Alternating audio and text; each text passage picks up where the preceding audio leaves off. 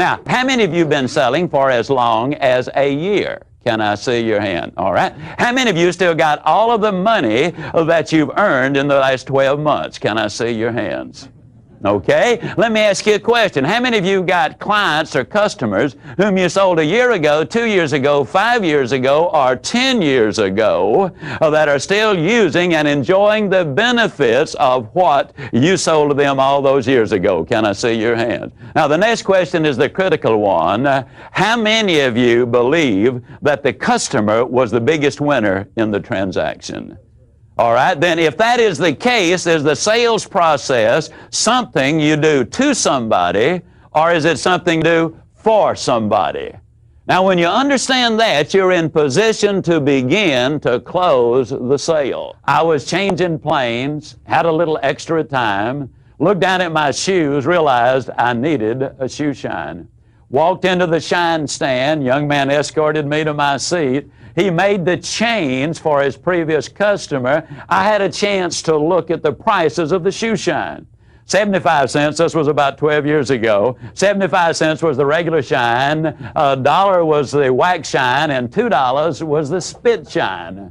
Well, I figured I'd get the regular shine for 75 cents, tip the guy a quarter, and I'd be on my way. He came to me, and incidentally, I called this the shame close. He came to me, and he said, "Which one?" I said, "Regular." Now, you're talking about voice inflection. The young man backed up and said, "Regular." Well, I knew right then I was in for an unusual shoe shine, but I wasn't about to let that guy get the best of me. So I said, "Yeah, you guys do such a marvelous job here. I know it's going to be fabulous, and I'll be on my way." Well, the guy didn't say a thing, didn't even grunt. He just started putting the saddle soap on my shoes, and he started cleaning them. And as he did, he said, "Man, these are really nice shoes." He said, "What kind are they?" He was just popping away, and all of a sudden he backed away, and he looked me right in the eye, and he said, "You know, this seemed like a shame.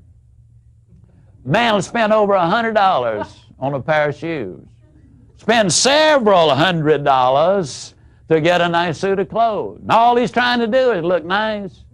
Then he won't spend another $1 to get the best shine in the whole world."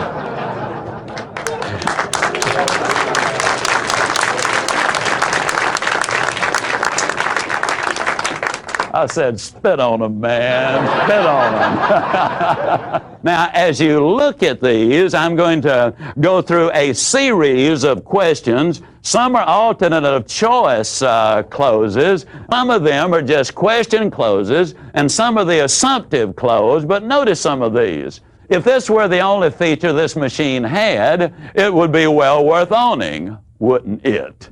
Closing. When we install this equipment, would you like for me to demonstrate the major features again? Assuming. Would you like for me to mark this one sold while we check on the most agreeable terms to finance it for you? Another close. Do you need to consult with anyone else before you place the order?